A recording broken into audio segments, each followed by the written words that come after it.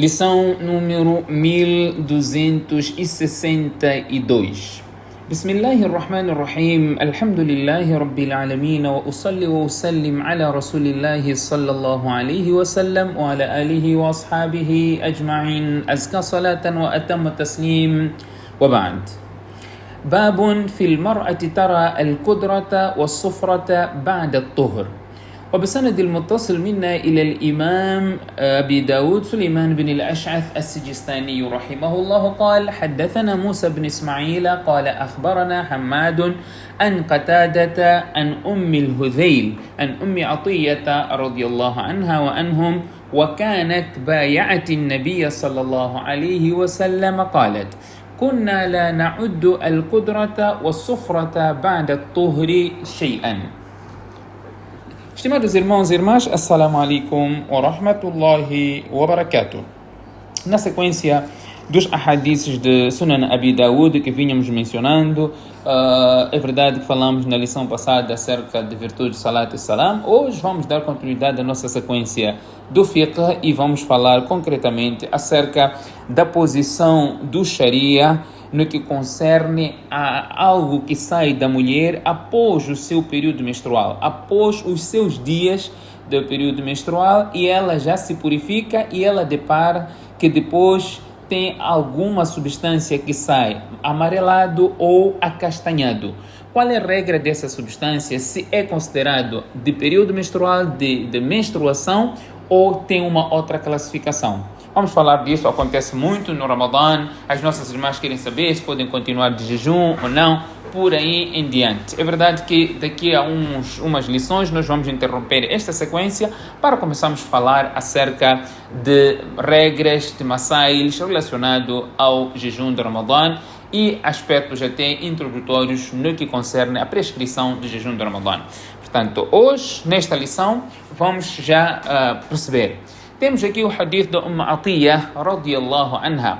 Atiyah, ela narra, Atiyah havia prestado o bay'ah ao profeta sallallahu alaihi wasallam, que é juramento de fidelidade ao profeta sallallahu alaihi wasallam. Ela disse: "Kunna la na'uddu al-qudrata was-sufrata ba'da at-tuhri shay'an."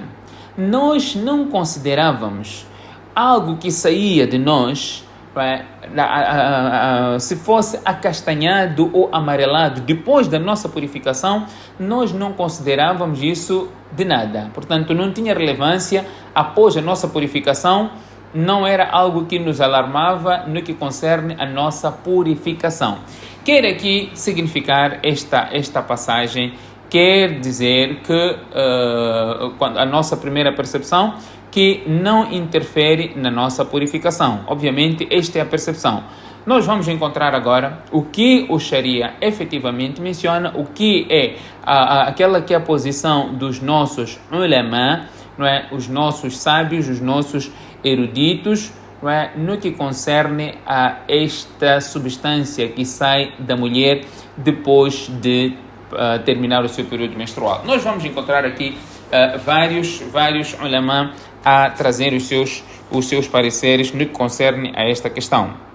Temos a posição, por exemplo, de Imam Abu Hanifa, Imam Shafi, Imam Ahmad bin Hanbal. Nós vamos encontrar a posição conforme vem mencionado no Aun al-Ma'bud, que é um dos comentários de Sunan Abi Dawud, que a mulher, que é a posição até de Imam Ahmad bin Hanbal, que atribui esta posição também de Sufyan al-Thawri, Auza'i e Sa'id ibn al-Musayyab, que quando a mulher vê este amarelado ou este acastanhado, ela terá que fazer ghusl outra vez.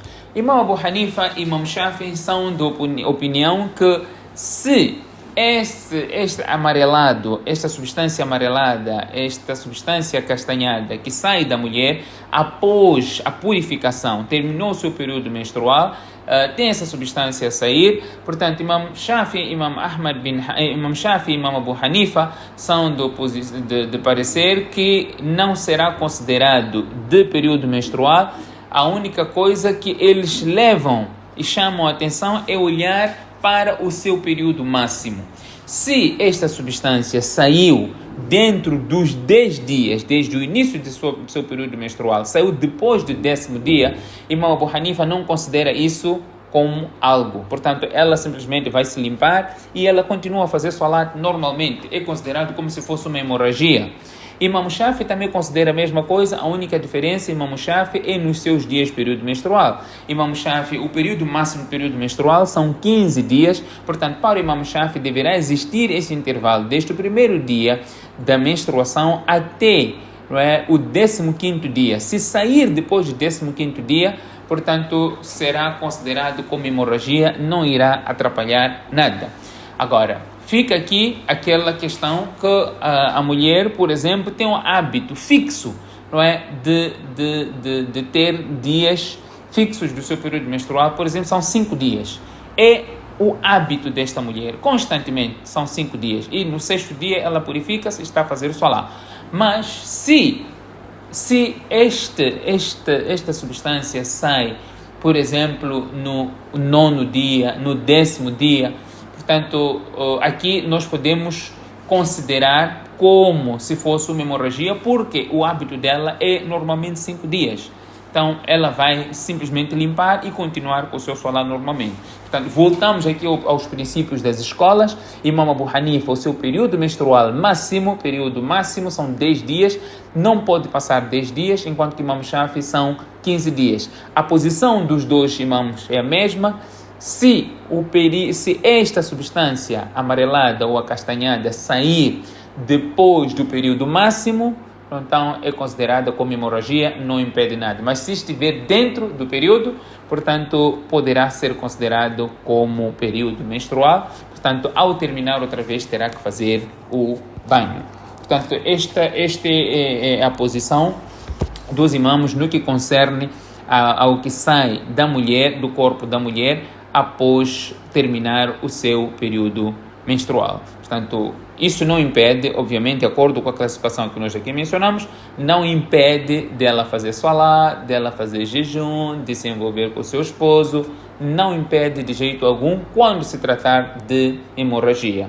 Portanto, nós iremos mais além, inshallah, falar um pouquinho acerca dessa questão que não atrapalha a relação conjugal quando se tratar de hemorragia. Que Allah subhanahu wa ta'ala concede-nos o tawfiq. سبحانك اللهم وبحمدك نشهد أن لا إله إلا أنت نستغفرك ونتوب إليك